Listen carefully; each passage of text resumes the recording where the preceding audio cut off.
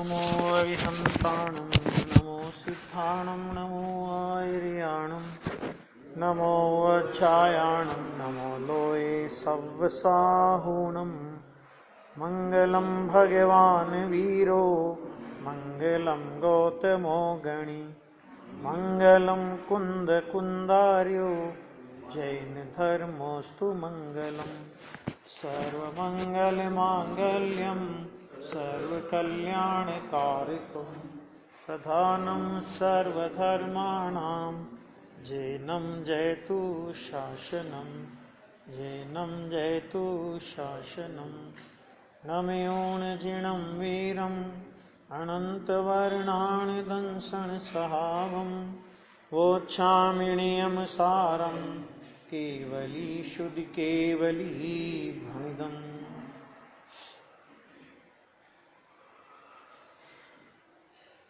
नियम सार परमागम का व्यवहार चारित्र अधिकार चल रहा है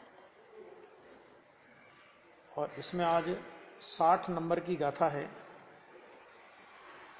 महाव्रतों के अंतर्गत अपरिग्रह महाव्रत की चर्चा है। कैसा अपरिग्रह महाव्रत होता है मुनिराज का, ये समझने जैसा है विषय। गाथा फिर से पढ़ेंगे। सवैसिं गंथाणं चागो निरवेक भावना पूवं पंचम वदमिति भणिदं चारित्रं भरं वह तस्य। हरि मुक्त सब ही ग्रंथ के परित्याग का परिणाम है व्रत पंचवा चारित्र भरवनार का। कितनी बढ़िया बात कह रहे हैं। देखो, निरपेक्ष भावना पूर्वक थोड़ी चर्चा करी थी इसकी, निरपेक्ष भावना की। निरपेक्ष भावना का मतलब क्या होता है कि मुनिराज की भूमिका में मुनिराज के योग्य जो अंतरंग शुद्ध परिणति होती है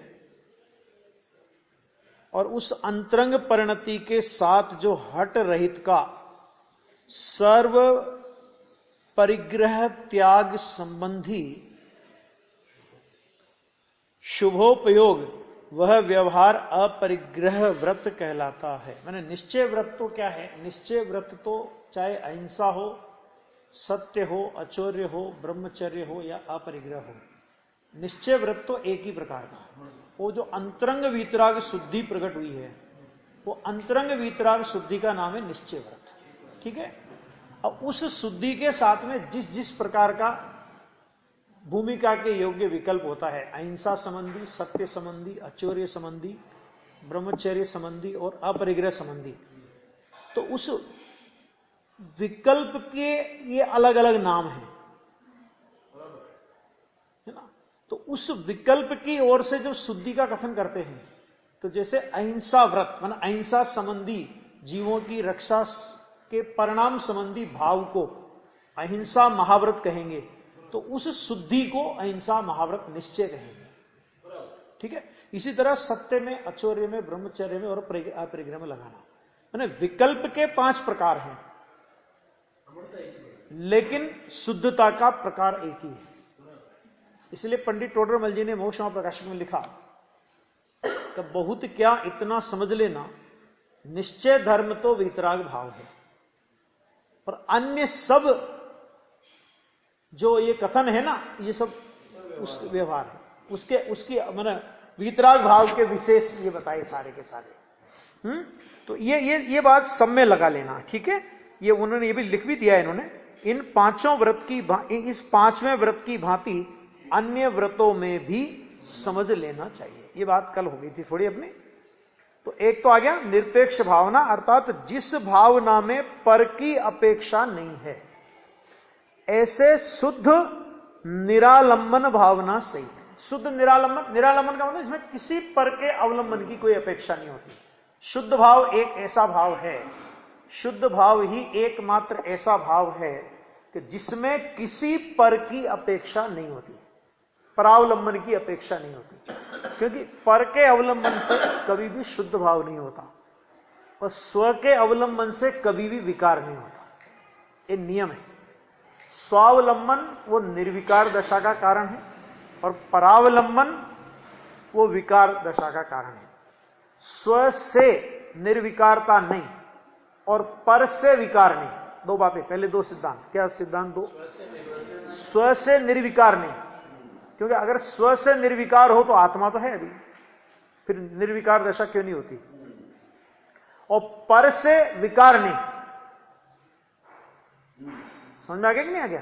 तो स्वावलंबन मतलब स्व तो है, लेकिन स्व का अवलंबन जब तक नहीं होगा तब तक निर्विकार दशा प्रकट नहीं होगी।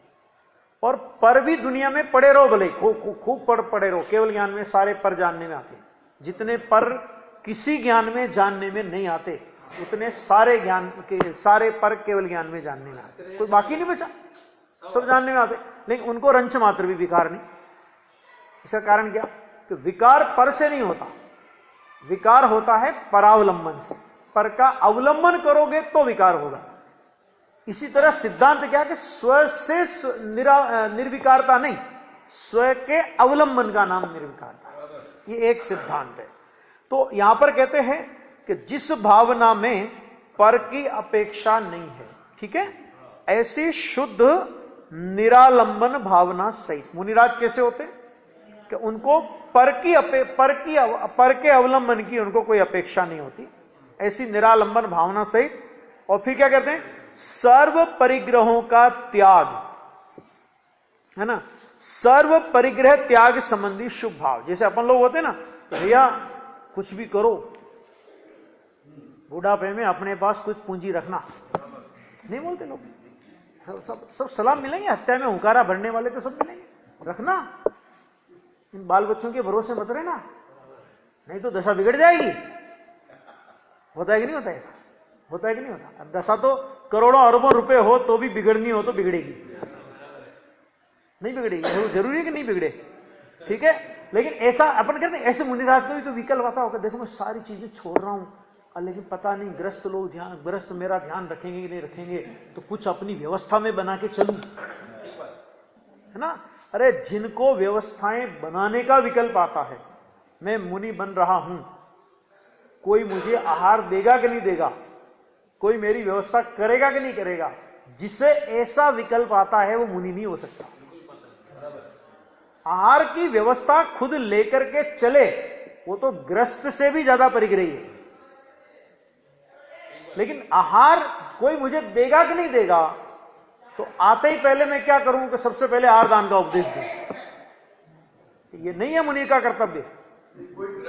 मुनिराज आदिनाथ ने आहार जब उन्हें दीक्षा ली तो चलो मुनि आदिनाथ दीक्षा लेने के बाद तो बोलते नहीं हो, लेकिन दीक्षा लेने के पहले इतना तो पक्का करके जाते, लोग बागों को आहार दान का उपदेश देके जाते कि देखो भैया मुनि बन रहा हूं, तुमको पता है नहीं आहार दान की विधि, है ना, तो पहले तुम आहार दान की विधि सुन लो ताकि मुझे भी कष्ट नहीं हो और तुम्हें भी कष्ट नहीं हो।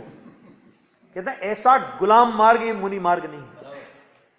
कोई आहार बदलने की चर्या के लिए श्रावक नहीं माने साथ में चले, उसमें क्या है? किसमें? जो मुनिराज यार में तो कोई श्रावक नहीं मान रहा है, साथ में अगर चौके लेके चले। अब देखो व्यवस्थाएं क्या है, आहार इस तरह न तो मुनिराजों का विहार होता है, न आहार इस तरह श्रावकों के चलने की कोई व्यवस्थाएं जनागम में आती है, ठीक है ना। मुनिराज कहां विहार करेंगे कोई पता नहीं होता पहले से उनका, वो अनियत विहारी होते हैं, पहले तो ये समझ लो। अभी इधर जा रहे हैं, विकल्प आ गया, इधर निकल गए, है ना। और ये जो सारी व्यवस्थाएं हैं ना, ये कोई मूलाचार सम्मत व्यवस्थाएं नहीं है। अपने को बाकी इन चक्करों में ज्यादा पढ़ना नहीं, मूलाचार सम्मत व्यवस्था नहीं है। मुनिराज तो जंगल में से नगर में आहार के लिए आहार के समय में आते हैं। जब गृहस्थों के यहां भोजन बनने का जो समय होता है ना, निर्धारित समय होता है ना, लगभग उस समय आते हैं। उस समय द्वारा प्रेक्षण का काल होता है। जो श्रावक होते हैं ना, तो वो द्वारा प्रेक्षण करते हैं। द्वारा प्रेक्षण माने कोई मुनिराज आवे तो मैं उन्हें आहार दान करा करके फिर भोजन करूं। वो एक व्यवस्था है। अब बाकी तो क्या है कि प्याज के छिलके हैं, जितने छिलोगे उतने छिलेंगे, कोई दम नहीं है उन चीजों में। तो सर्व परिग्रहों का त्याग, मतलब कोई व्यवस्था संबंधी विकल्प उनको नहीं होता। ख्याल में आ गया नहीं आ गया, है ना? हाँ, तो ये तो उनकी बात छोड़ो। जब भी गुरुदेव श्री ने श्वेतांबर स्थानक वासी थे, साधु थे ना, और जब उन्होंने नक्की कर लिया कि मुझे अभी परिवर्तन करना है, तो ऐसे तो नहीं छोड़ देंगे लोग इतने बड़े साधु को, है ना? तो सभी तरह के लोग आए, पहले समझाने वाले आए कि साहब आप समय सार पढ़ो ना, आपको रोक रहा है कोई? आप हमको भी समय सार सुनाओ, हम भी समय सार सुनेंगे आपसे।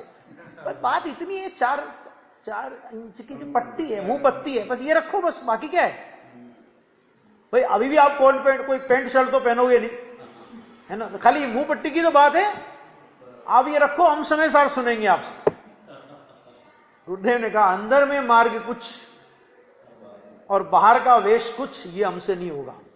जब समझाने से नहीं समझे तो लोगों ने डराया, कोई नहीं आएगा तुम्हारे पास।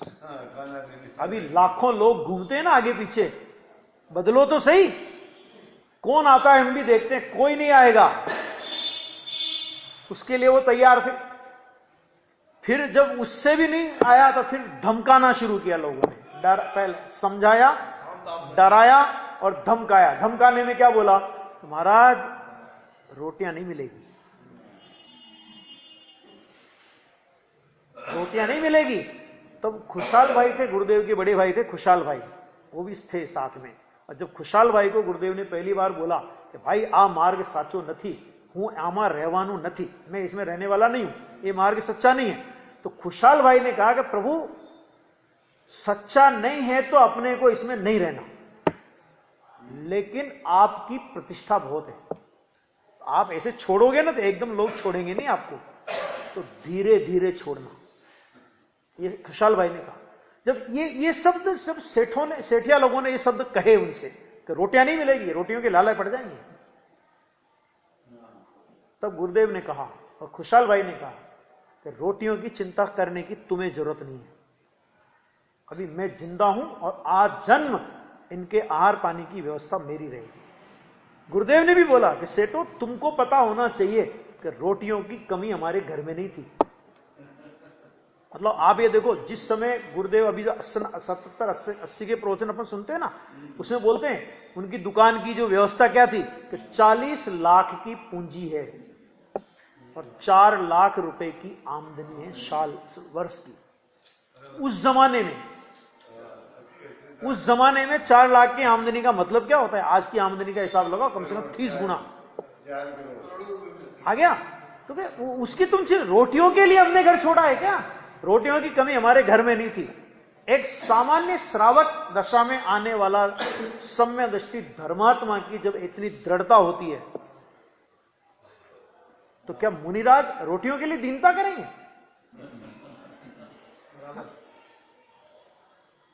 अरे श्रावक मुनिराज को आहार करा के धन्य होता है ना? हाँ, मुनिराज पर उपकार नहीं करता, वो मुनिराज को आहार करा के श्रावक मुनिराज पर उपकार नहीं करता है, 9 बार 9 भक्ति करता है ना, तब मुनिराज आहार लेते हैं उसके, है ना? तो श्रावक मुनिराज पे उपकार नहीं करता। मुनिराज श्रावक के यहां आहार करके धन्य नहीं होते, मुनिराज का आहार करा के श्रावक धन्य होता है। तो समझे नहीं कि दीनता का मार्ग है। गुरुदेव एक शब्द बोलते थे बहुत बढ़िया कि भाई साहब शेर को चोट लग जाए ना तो 5 पोल की पट्टियां नहीं बनती उस पर। 5 पोल ना गौशाला की पट्टियां, वो गाय भैंस की पट्टियां बांधते ना, तो शेर के वो पट्टियां नहीं बनती है। मुनि दशा है, सिंह का मार्ग है, कायरों का मार्ग नहीं है, शूरवीरों का मार्ग है। आ गया समझ में? आ गया। देखो यहां पे क्या कहते हैं, सर्व परिग्रहों का त्याग, माने सर्व परिग्रह त्याग संबंधी शुभ भाव वह चारित्र भर वहन करने वालों को क्या होता है? 5वां व्रत कहा है। ये अपरिग्रह नाम का 5वां व्रत। अब देखो इसकी टीका, यहां यानी इस गाथा में 5वें व्रत का स्वरूप कहा गया है। सकल परिग्रह के परित्याग स्वरूप शब्द का क्या प्रयोग, शब्द का क्या प्रयोग किया है? सकल परिग्रह। सकल परिग्रह का मतलब अपवाद मार्ग में जिन्हें उपकरण के रूप में स्वीकार किया, वो परिग्रह के रूप में नहीं है, वो उपकरण के रूप में, कमंडल पीछी वगैरह, ठीक है। और बाकी सब परिग्रह आ गया उनको। तो सकल परिग्रह मतलब कुछ भी परिग्रह बाकी नहीं रखा। सकल परिग्रह के परित्याग स्वरूप, सब ओर से त्याग, मन, वचन, काया, कृत, कारित और अनुमोदना। समझ में आ गया? 9 कोटि से परिग्रह का त्याग होता है। वस्त्र का त्याग होता है। अब वस्त्र का, खुद ने तो वस्त्र का त्याग कर दिया और कपड़े की फैक्ट्रियां चलवाओ। कौन सा माल बन रहा है, कौन से को रोजगार देना है, ये चिंता अगर तुम करो तो फिर कपड़े पहन लो ना, उससे अच्छा है। फिर आपने वस्त्र का त्याग किया और वस्त्र के माने कारखाने चलवा रहे हो, जैनियों को रोजगार मिले, तुम्हें रोजगार की चिंता है। तुम अगर घर गृहस्थ में होते तो तुम्हें अपने बेटे बेटियों के रोजगार की चिंता होती। अब घर गृहस्थी छोड़ी थी, क्या सारी समाज की रोजगार की चिंता करनी? नहीं आया समझ? इस सारी समाज के लोगों की आजीविका की चिंता करने के लिए मुनि बने हो? जब तुमने वस्त्र का त्याग कर दिया, 9 कोटि से वस्त्र का त्याग कर दिया, तो अलग अलग प्रकार के सूत, ये ऐसे कपड़े बनना चाहिए और वैसे कपड़े बनना चाहिए और ऐसे लोगों को मिलना चाहिए, ये मिलना चाहिए, ये भाव आया कैसे? कौन सी कोटि टूटी इसमें कि कोई कोटि नहीं बची? समझ में आ गया कि नहीं आ गया? तो हाँ, तो ये कह रहे हैं यहां पे कि सकल परिग्रह, कोई परिग्रह नहीं, मन से, वचन से, काया से, कृत से, कारित से और अनुमोदना से 9 कोटि से त्याग होता है। आ गया? तो सकल परिग्रह के परित्याग स्वरूप निज कारण परमात्मा के स्वरूप में अवस्थित अर्थात स्थित हुए। कैसे हैं मुनिराज? जो निज कारण परमात्मा, जिस निज कारण परमात्मा के स्वरूप में वे स्थित हुए हैं, मुनि दशा के योग्य स्थिरता है। स्थिरता तो सम्य दृष्टि को भी है, कारण परमात्मा में स्थिरता तो श्रावक को भी है, लेकिन यहां पर कौन सी? कि सकल परिग्रह के परित्याग स्वरूप, ऐसा जो निज कारण परमात्मा के स्वरूप में अवस्थित, मन मुनि दशा के योग्य स्थिरता। स्थिरता में अंतर है। आनंद की जाति में अंतर नहीं है, आनंद की मात्रा में अंतर है। मुनिराज को आनंद का प्रचुर स्व संवेदन होता है ना, कि जो आनंद केवली से थोड़ा कम है, बस आ गया? केवली से थोड़ा कम है। ये तो केवली भगवान में और उनमें कोई अंतर नहीं। 252 या 53 नंबर के कलश में मुनिराज पद्म प्रमलधारी देव कहते हैं, अरे रे हम जड़ हैं जो स्ववश योगी और जिन देव में कुछ भी अंतर देखते हैं। और उसके पहले एक कलश लिखा कि जिनेन्द्र परमात्मा में और मुनिराज में किंचित कथन, किंचित माने थोड़ा सा अंतर है। थोड़ा सा अंतर माने क्या?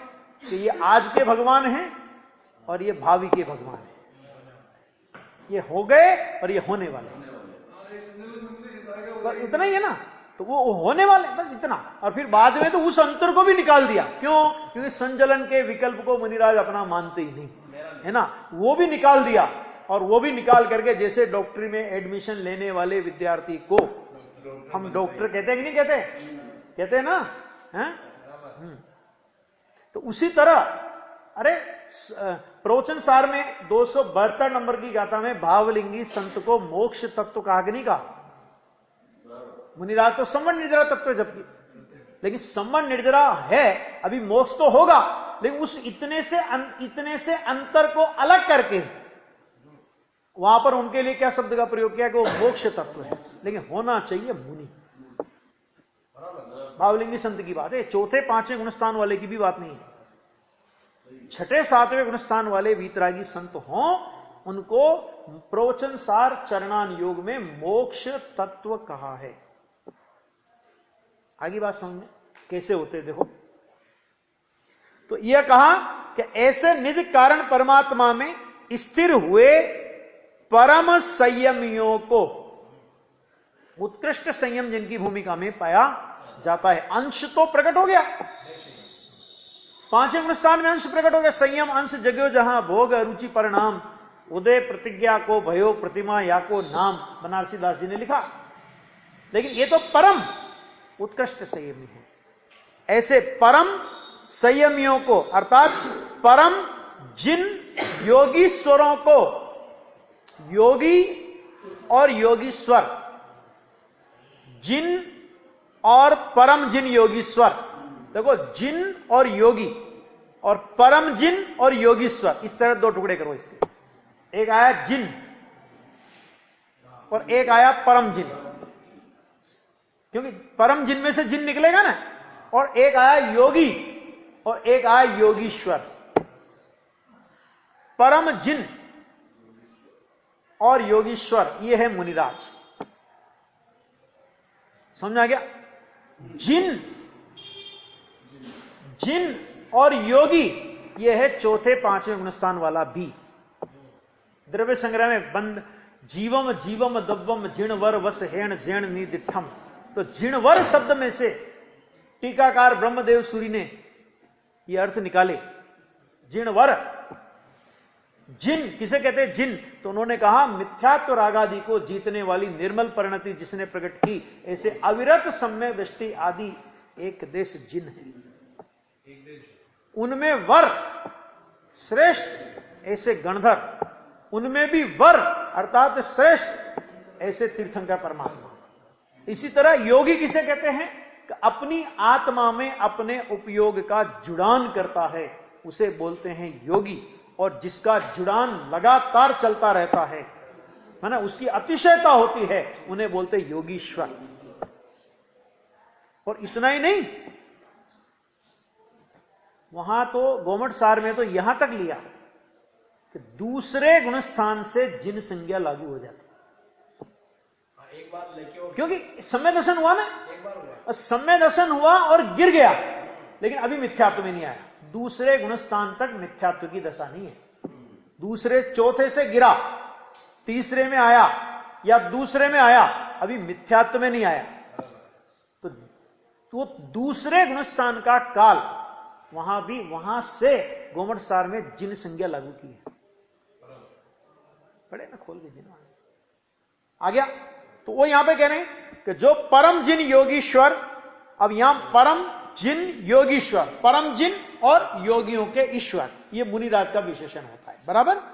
सदैव उनको क्या होता है? सदैव निश्चय व्यवहारात्मक सुंदर चरित्र वर वहन करने वालों को, जिनकी भूमिका में निश्चय और व्यवहार चारित्र सहज रूप से पाया जाता है, अंतरंग वीतराग दशा और उनकी भूमिका के योग्य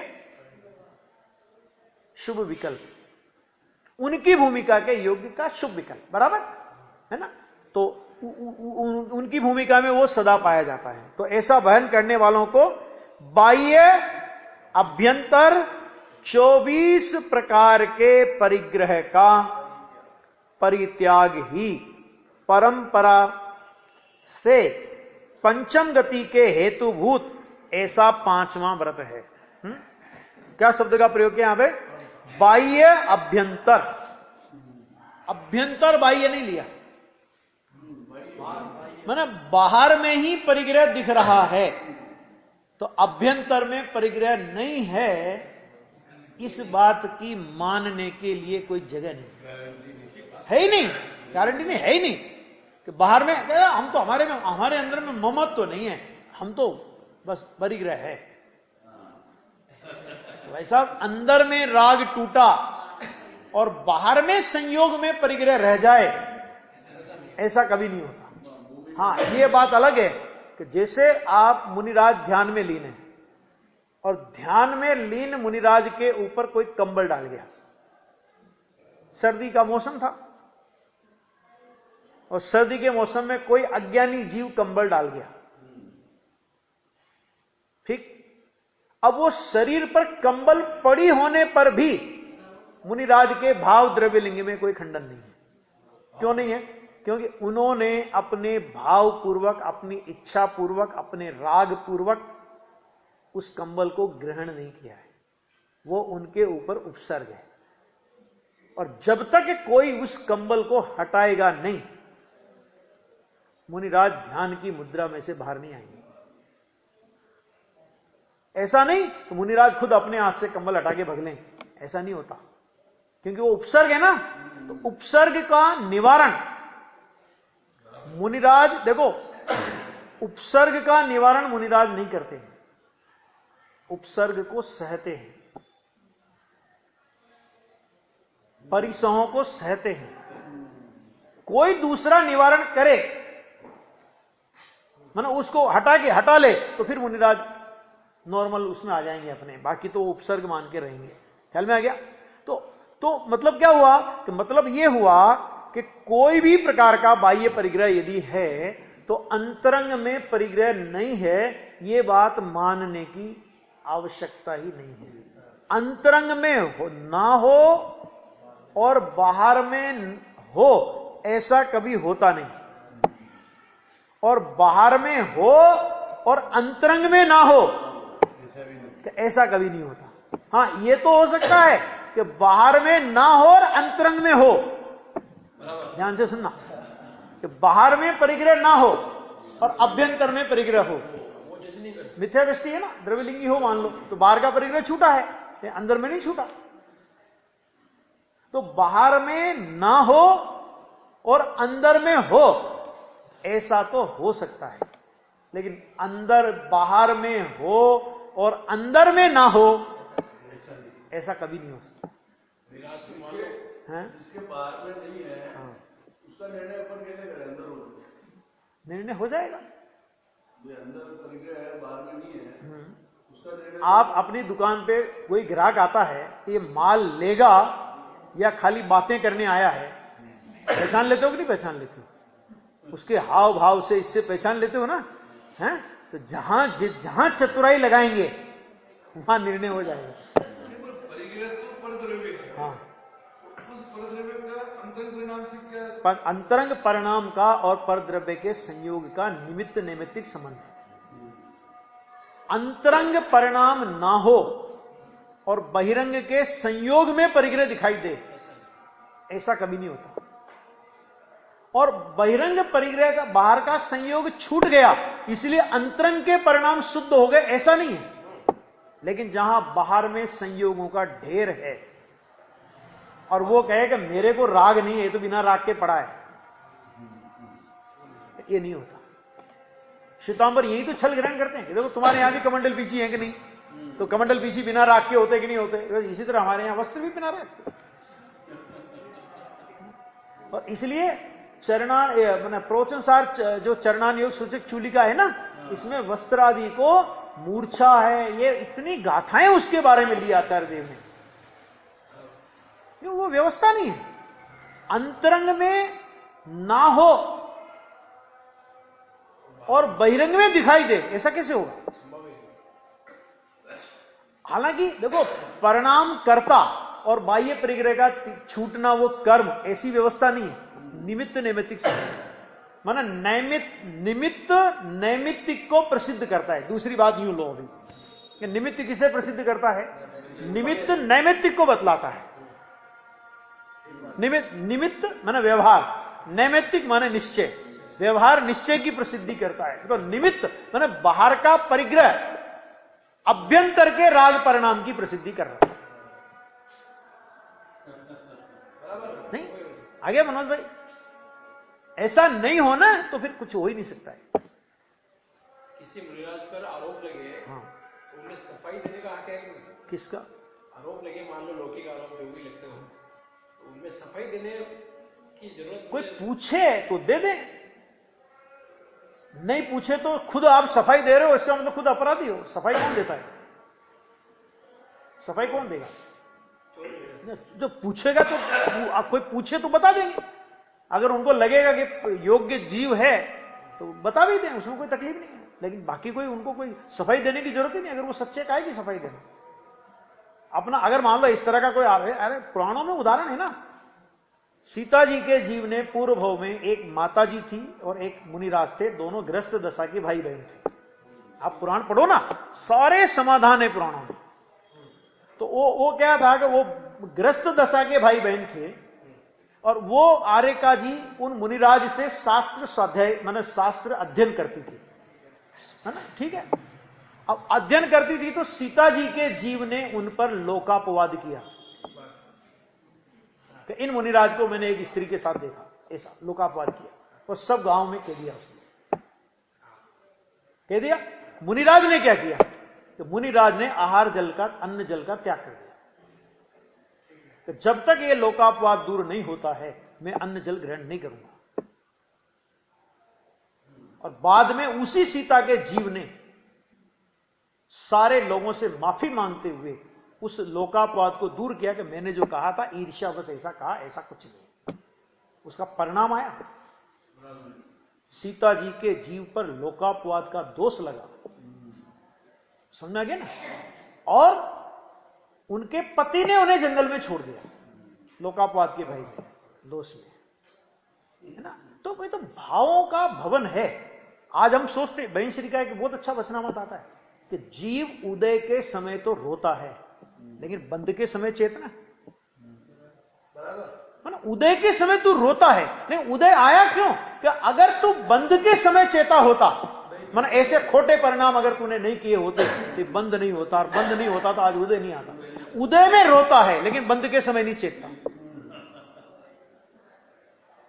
ऐसे सैकड़ों उदाहरण अपने यहां पुराणों में भरे पड़े हैं। अंजना जी के जीव का उदाहरण आता है। पूर्व भाव में एक राजा की पटरानी, है ना, और अपने अभिमान में उसकी एक राजा की, उसी राजा की दूसरी रानी भी थी या जो भी था उसके परिवार में। तो वो जिन धर्म की अनुयायी थी, इसने जिन प्रतिमा को 22 घड़ी के लिए कुएं के अंदर रखवा दिया। उसी समय एक आर्य का माता आई आहार के लिए, और उन्हें इस बात का पता लगा तो आहार में अंतराय समझा और उसने उस पटरानी को उपदेश दिया कि तूने कितना अनर्थ किया है। पश्चाताप पूर्वक उसने जिन प्रतिमा को वापस मंदिर में विराजमान करवाया, लेकिन उसका परिणाम उसे जो भोगना पड़ा वो सर्वविदित है। आप ऐसे ऐसे पुराणों के भी अपन दृष्टांत पढ़ेंगे ना, ये सब समाधान अपने को उसमें मिलेगा। क्योंकि कुदरत भगवान को भी नहीं छोड़ा है। कुदरत ने, प्रकृति का नियम है ना कि जो यहां तीर्थंकर को भी माफी नहीं है। तीर्थंकर का भी अगर बंधा है, उपसर्ग हुए कि नहीं हुए तीर्थंकरों के? नहीं हुए क्या? तो उपसर्ग पुण्य के उदय में होते हैं कि पाप के उदय में होते हैं? कि इधर तीर्थंकर जैसी पुण्य प्रकृति उदय में आने वाली है और इधर उपसर्ग हो रहा है। बोलो, जो तीर्थंकर नहीं बचे तो अपन लोग क्या है? और अनावश्यक का मतलब परिणाम खराब करो, क्या मतलब है? ये देखो यहां पे आ गया भैया। तो ये बदना बाह्य अभ्यंतर 24 प्रकार के परिग्रह के परित्याग स्वरूप, 24 प्रकार के परिग्रह का परित्याग ही परंपरा से पंचम गति के हेतुभूत 5वां व्रत है। अब ये परंपरा का अर्थ भी बहुत गलत होता है। परंपरा माने देखो इसको करते करते हो, परंपरा का मतलब अभाव। उसका उत्तर नीचे बहुत अच्छा खुलासा किया है, देखो यहां पे बहुत अच्छा लिया है, बहुत अच्छा फुटनोट है ये। क्या कहते हैं? शुभोपयोग रूप व्यवहार व्रत शुद्धोपयोग का हेतु है। हेतु माने निमित्त, बोलते नहीं बोलते? शुभोपयोग रूप व्यवहार व्रत, हेतु नियत को होई बोलते ही नहीं बोलते? हेतु नियत को माने उस शुद्धोपयोग की भूमिका के साथ वैसा ही निमित्त होगा, उससे विरुद्ध जाति का नहीं होगा। क्यों? क्योंकि निमित्त हमेशा उपादान के अनुकूल होता है, अनुकूलता का जिस पर आरोप आवे, है ना। तो मुनिराज की भूमिका शुद्धोपयोग की है, तो उसमें पंच महाव्रत के विकल्प अनुकूल निमित्त कहलाएंगे। समझ आ गया? लेकिन अनुव्रत के विकल्प अनुकूल निमित्त नहीं कहलाएंगे। आ गया कि नहीं आ गया? तो ये शुभोपयोग रूप व्यवहार व्रत शुद्धोपयोग का हेतु है और शुद्धोपयोग मोक्ष का हेतु है। माने मूलतः मोक्ष का हेतु तो शुद्धोपयोग है और शुद्धोपयोग का चूंकि निमित्त यह है। आ गया? ऐसा गिनकर यहां उपचार से व्यवहार को मोक्ष का परंपरा हेतु कहा है। वास्तव में तो शुभोपयोगी मुनि को मुनि योग्य शुद्ध परिणति ही अर्थात शुद्धात्म द्रव्य का अवलंबन करती है, इसलिए विशेष शुद्धि रूप शुद्धोपयोग का हेतु होती है। क्योंकि वो शुद्धात्म द्रव्य का अवलंबन करती है, इसलिए वो जो शुद्ध परिणति मुनिराज को प्रकट हुई है ना, तो वही परिणति, वो शुद्ध परिणति, बढ़ती हुई शुद्ध परिणति अगली भूमिका का कारण बनती है। जैसे 7वें गुणस्थान की शुद्ध परिणति, तो वो 8वें गुणस्थान की शुद्ध परिणति का कारण होगी। फिर 8वें गुणस्थान की परिणति वो 9वें गुणस्थान की शुद्ध परिणति का कारण होगी। 9वें वाली 10वें वाले का कारण होगी। 10वें वाली छपक श्रेणी में है तो 12वें गुणस्थान की शुद्धि, माने वो उस गुणस्थान से बढ़ी, तो बढ़ती हुई जो शुद्धता है वास्तव में तो वो उस शुद्ध परिणति ही शुद्धो आगे की भूमिका का शुद्धता का कारण है। विशेष शुद्धि रूप शुद्धोपयोग का हेतु है और वह शुद्धोपयोग मोक्ष का हेतु होता है। इस प्रकार इस शुद्ध परिणति में रहे हुए मोक्ष के परंपरा हेतुपने का आरोप उसके साथ रहने वाले शुभोपयोग में करके, क्या मतलब कि शुद्धोपयोग मोक्ष का हेतु और शुद्धोपयोग का हेतु कौन? कि शुद्धोपयोग का हेतु माने उस शुद्धोपयोग का हेतु शुभोपयोग, माने ये जो वर्तमान शुद्धि है ये अगली शुद्धि का कारण और ये अगली शुद्धि का कारण। तो वास्तव में तो ऐसा है। अब उसका ज्ञान करावे कैसे? तो उन्होंने कहा कि वो जो शुद्धोपयोग मुनिराज की भूमिका में होता है या शुद्ध परिणति मुनिराज की भूमिका में होती है, उस शुद्ध परिणति का उपचार शुभ भाव पर किया और शुद्धोपयोग मोक्ष का कारण होने पर भी उपचार करके शुभोपयोग को मोक्ष का कारण कहना, यह परंपरा कारण है। मतलब परंपरा का मतलब क्या? कि इस शुभोपयोग पर जिसका उपचार किया है वह मोक्ष का कारण है। इसका मतलब यह हुआ कि डायरेक्ट ये मोक्ष का कारण नहीं, शुद्धोपयोग मोक्ष का कारण है। तो फिर इसको क्यों कहा? कि उस शुद्धोपयोग के साथ में यह होता है, तो उसका उपचार इस पे करके कारण नहीं होने पर भी कारण कहने का नाम व्यवहार कारण है, परंपरा कारण है, व्यवहार कारण है। आरोप करके उसके साथ रहने वाले शुभोपयोग पे करके व्यवहार व्रत को मोक्ष का परंपरा हेतु कहा जाता है। जहां शुद्ध परिणति ही न हो वहां वर्तते हुए शुभोपयोग में मोक्ष के परंपरा हेतुपने का आरोप भी नहीं किया जा सकता। क्यों नहीं किया जा सकता? क्योंकि आरोप किसका करोगे? अरे घी हो तो घी का डिब्बा कहलाएगा ना, घी हो तो घी का डिब्बा कहलाएगा। घी नहीं है तो डिब्बे पे घी का उपचार कैसे करोगे? ये घी का डिब्बा कैसे उपचार करोगे आप? घी तो होना चाहिए, जिसका उपचार करना है वो होना चाहिए और जिस पर उपचार करना है वो होना चाहिए। जिसका उपचार करना है मैंने शुद्धोपयोग या शुद्ध परिणति का, जिस पर उपचार करना है मैंने शुभ भाव। अब ये कथन जिनवाणी का इस अपेक्षा से है, जैसे वो गुरुदेव उदाहरण देते हैं ना, मामा जी के साथ में पड़ोस का कोई आवे सज्जन तो उसे भी मामा जी कहते हैं, वे होते नहीं हो। आ गया? इसी तरह है, नहीं किया जा सकता क्योंकि जहां मोक्ष का यथार्थ परंपरा हेतु प्रकट ही नहीं हुआ है, विद्यमान ही नहीं है, वहां शुभोपयोग में आरोप किसका किया जाए? आ गया? है ही नहीं तो आरोप किसका करोगे? ये एक व्यवस्था, ये जो परस्पर ये जो निरूपण की पद्धति है ना, आरोप करके निरूपण की पद्धति, तो उस पद्धति को नहीं समझते और उस पद्धति को नहीं समझ करके शब्दों को पकड़ते हैं कि शुभोपयोग परंपरा मोक्ष का कारण। परंपरा का अर्थ तो करो। परंपरा का मतलब ये सीधा मोक्ष का कारण नहीं। परंपरा का मतलब क्या हुआ कि परंपरा का मतलब यही हुआ ना कि सीधे मोक्ष का कारण नहीं है। तो सीधा मोक्ष का कारण क्या है कि शुद्धोपयोग। जब शुद्धोपयोग सीधा मोक्ष का कारण है और शुभोपयोग परंपरा मोक्ष का कारण है, इसका मतलब क्या हुआ कि उसका अभाव होगा।